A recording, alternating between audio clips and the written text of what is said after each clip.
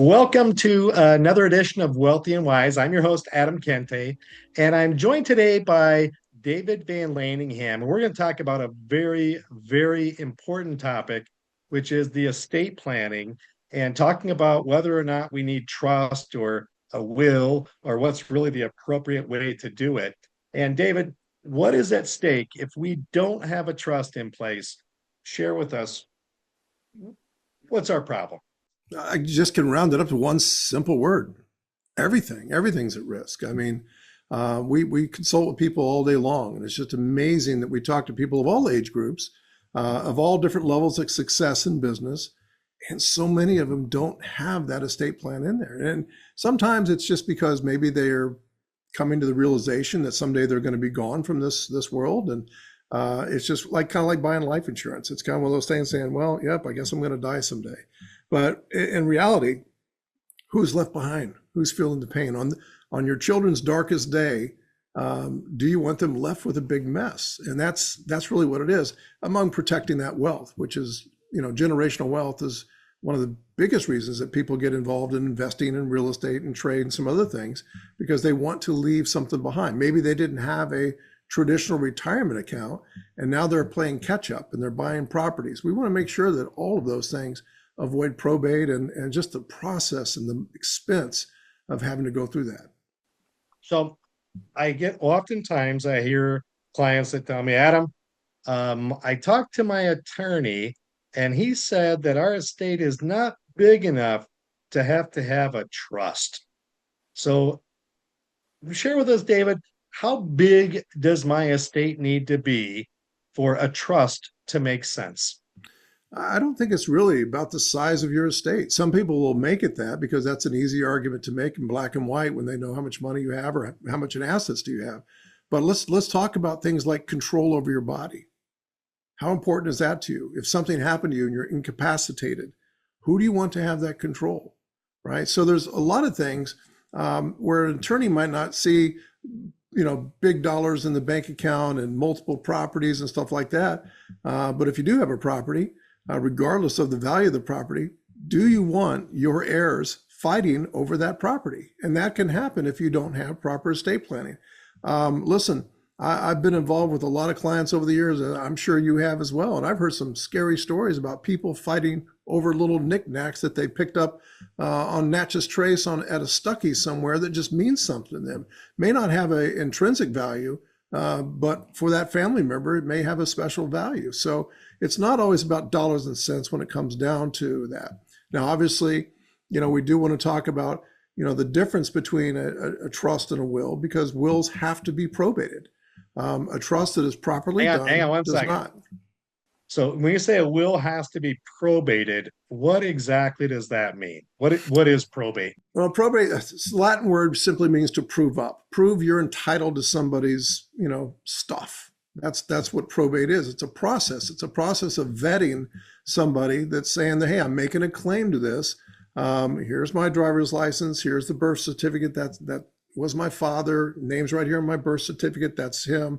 And it's a process where surprises can happen from time to time, and I hear about those as well. People not coming out of the woodworks, long lost loved children, and other people, or just that good old buddy John that said, "Hey, your dad said when he gone, I'm taking his '57 Chevy," right? So we always want to make sure these things are in writing. We want to make sure that they're indisputable. A revocable living trust is a contract. It's a contract between the grantor, the person that creates it, and the beneficiaries. And very few judges will ever go there and break a contract. On a will, there's no contract. That's just what I want to happen. Doesn't mean necessarily it's going to happen that way. And often judges do have to get involved in that because there's a lot of squabbling sometimes with those, wills. And sometimes, a judge may differ from what your opinion was, and your will may not be carried out as it's written. So David, I think we're both together and we do a lot of training with attorneys and CPAs and financial advisors and do a lot of trainings on this. But you want to share with the group, we had that attorney, he was talking about the amount of money that he made off of probate. You want to share that with everyone? Oh man, I don't remember the exact numbers, but I think it was somewhere around $40,000 on one of the Just to start. cases. Just to start, yeah, just to start. I don't remember all those details. That's how old I am. But yeah, I mean, listen, there could be flat rates in some states. Some states are based on the percentage of the gross value of somebody's estate. So take up everything that you own, everything in your house, everything that you own, your cars at the gross value, your home at the gross value. So not what your equity is, but what is the property worth, right? Do that with your retirement accounts, your savings account, checking account, money market account, everything that you have. And then multiply that times a minimum of 5%. And if you're in California, what is it, like 8.5% somewhere? So death is a very expensive business, not just to Well, put somebody in the ground, but to, manage somebody's estate. so I had a really good friend that died about 1 year ago, and this was a precarious situation. So this gentleman, he's married, he has a daughter, and he had some assets that were titled in the name of his trust. He had a couple businesses, he had a couple rental properties, but interesting that his primary brokerage account, which he used to invest in, and he also used that to pay all of his bills, and a rental property and a couple of vehicles were not put into the trust. And what ended up happening was that he did have, we actually did the estate plan for him, and we included the pour over will. And I remember we had a talk with an attorney, and his wife called me and said, Adam, I got all these bills coming up, and I don't have access to these accounts. So she had to borrow money just to go out and pay bills because she was locked out of every account. As soon as he died, Social Security, the very next day, they shut down every account that went to the banks and all the financial institutions. She had no access to anything because her name was not on the account. But so we did have to call an attorney and get an attorney involved. But the attorney said, thank God you have this estate plan done. Though it was not done properly, we included a pour over will. And just like pouring a glass of water, what you forgot to put in the trust or chose not to put in the trust gets poured into the trust when you die. And the attorney said, thank God. This would have been in probate for a minimum of 2 years with nobody fighting about it. But thank God you have the pour over will because we were able to get that done. It still took 5 or 6 months to get this letter of testamentary to make change the title of the assets. But that was incredible that, and she was actually relieved. Thank goodness we had these things in place. And again, the assets that were in the trust, there was nothing.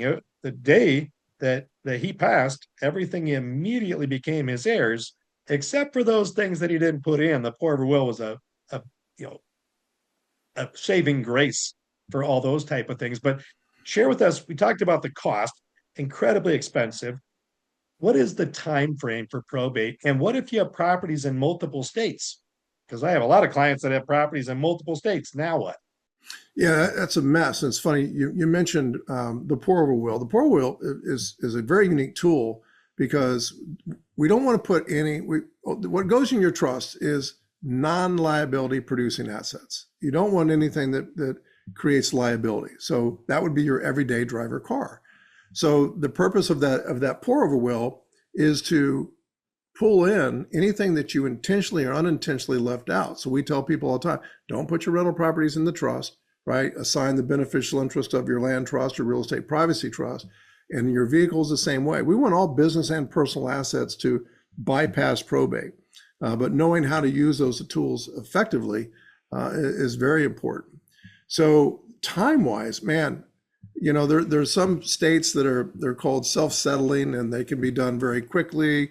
And other states can be forever. I mean, I've got people that have been involved for 4 or 5 years, still trying to settle the state and having to maintain mom and dad's, mortgage and property taxes and everything else on the property. Although, they're gone. So, these things that can be very costly for anybody left behind to deal with because of that time factor. Rental properties in different states. Now we've got different state laws, right? It could be in Minnesota where you've got certain levels of state exemption levels, right? Any assets above a certain level, I could think in Minnesota, it's $2 or $3 million. Anything above that, it gets probated. Now, right now we're, let's see, 13.99 million per person. So married couple just south of $40 million. That's going to change next year, and it's going to drop all the way down to $7 million. Hey, let me correct that. You said just south of 14 million. 40. 40. So we got 14 and 14. Oh, I'm sorry. No, it's 13.99 per Right. person, right? So roughly 14,000 per person. Double that, we got 28 million that you could pass on to your heirs, right? Correct. Yep. There you Okay. go. There we go. Thanks for the I correction know there. you're getting old, David. I am, man. I'm telling you, I'm Got your losing trust it. done. Oh, it's done. It's right over here. But the thing is, the time factor can just really wear people down, right? And destroy families. So, we want to avoid all that to make sure that these things are done in a timely fashion. If you've got everything done properly, this thing can be over and done, inside 30, 45 days versus years and years and years. There's certain states like Louisiana that are still using French trust law. They have little things called usufruct and things that you have to be aware of where you can't remove somebody from a house. Let's say, somebody passes away and they leave the house to the kids, but the wife is still living there. Well, they can't kick her out until she's done and she moves out or she passes away. So every state's different when it comes to these things. And so when our attorneys draft these trusts, they're very knowledgeable about every single idiosyncrasy or statute for every state that's involved. So it is a process, and it's a pretty important one. I can tell you that much. Well, and typically, so when we're talking with clients, what we want to put in the trust be, the estate plan. A good estate plan covers your will, last will and testament. That covers morbid things like if I die, I don't want to be cremated. Medical directives, financial directives, medical power of attorney, financial power of attorney, spendthrift provisions for your children. So we have 6 boys, 4 above 18 and 2 below. Normally, if a child's over 18, they get whatever inheritance they're due. I don't trust a single one of my kids with any cash and assets at this point in their life. So we put some stipulations of when they get money, how old they have to be.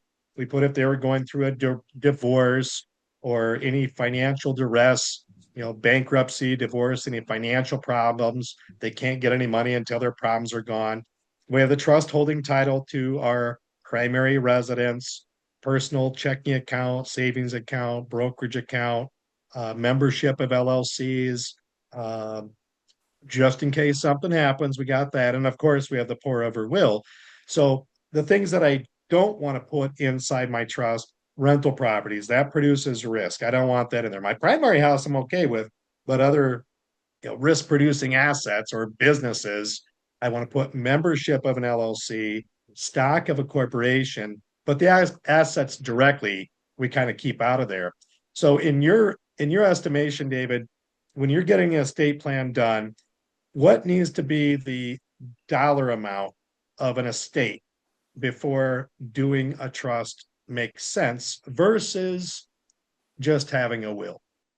Yeah, I mean, let's go back to the things that you put in there. You named your home. So, brand new married couple, they go out and buy their first home. There's justification right now because the trust is not just about avoiding probate. It's also about creating some privacy, right? We typically tell our clients, don't name the trust after you. Anytime you don't have to be you, don't be you, right? So a lot of estate planning attorneys are going to call this the Kintigh family trust, right? Or the Vanlandingham family trust. Nope. The Bruno family trust. Yes. Right. So name it something different, not that you're trying to hide from anything, but it's just nobody's business. We follow, the Rockefeller principle. We want to control everything and own nothing. That's really the approach that we use. So I don't know that I would use a dollar amount because I got to put that worth on myself. If something happens to me and My wife and I, unfortunately, we were just talking about this weekend. If we had an accident together, we've got a 19 and 16-year-old here at home and one in Vegas.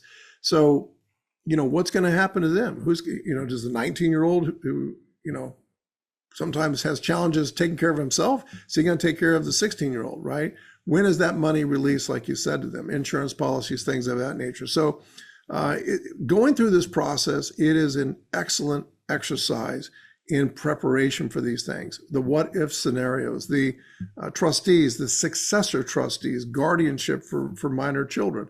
All of these things are going to bring out conversations and hopefully not arguments, but I've seen it before where I've had people call me up and go, well, Charlie and I have been on the phone and we've been working this out and trying to do this. And I don't want his family to have, control of the kids. I don't think they're responsible enough because typically, when you do have children, there's going to be, maintenance money that follows that child. So is that same person the financial power of attorney that has the guardianship? In a lot of cases, that would make sense, right? So, you would hope that the same person you trust with your money, you would trust with your children.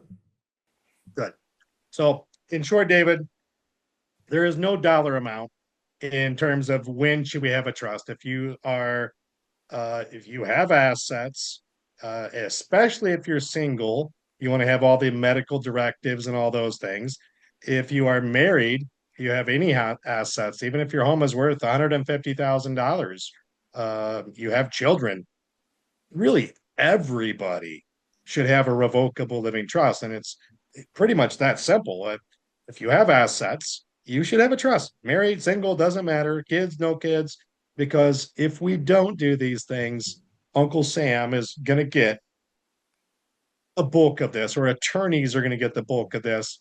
And you want to have things pass on. Even if you don't have any children or beneficiaries, pick your favorite charitable organization, and they would be better off getting that money versus giving it to the state and the federal government. That's my view. So, Dave, anything you want to add about uh, we talked about avoid probate, have the living benefits, child care directives, uh, all of those pieces that we have, the privacy of not having assets titled in your name. Anything we've left out? Well, I think what's important is just understanding that a lot of these things that when we pass away, we're really not gone, right? There's things that we can control from the grave. And as a parent, I find that humorous, but I think it's also comforting that we know that we can slowly control and release the money, like you're talking about with your sons. I think that's a valuable thing to do because I've been in circumstances and seen it where kids got a big chunk of money, trust fund babies, if you will, and they blow it. They're irresponsible. And the next thing you know, they're out on the street. So I think there should be some financial conversations between parents and kids. We just did that this weekend, and I think it's good to have those conversations. We always get the questions when we're sitting down for a family meeting, like, is everybody okay? Is somebody sick? What's going on? But we just want to have the conversation. Say, look, in the event that something happens, here are the things that are in place. Here's the things that are going to make things easier. Here's people that are going to be inserted into your life, making sure you're doing the right things financially and just overall decisions. So I think it's all about opening up those conversations, even if you're single. Even more so the reason to make sure that you've got somebody making decisions for you versus a doctor at a hospital. Well, and my father just passed less than a month ago, and I was so thankful that we had taken time to get the estate plan done because when my father passed, my mom says, Adam, well, what do I need to do? And I said, Mom, you don't have to do anything. It's already taken care of through the trust that we have. So that was in my view, that was one of the most important things I could say to my mom when her husband of 50 some years passes away. She's worried about everything and just being able to say, nothing, Mom, everything is taken care of. And that was just a weight off of her shoulders. So it felt good that we had NCH do the estate plan for my mom and dad, get those things in order. Uh, we're all going to die someday. And when the good Lord takes you, you never know. So we just want to make sure these things are set up and in place for your loved ones. So, David, I really appreciate you coming on today. Again, like and subscribe the videos here for Wealthy and Wise. And we'll look forward to additional sessions in the future.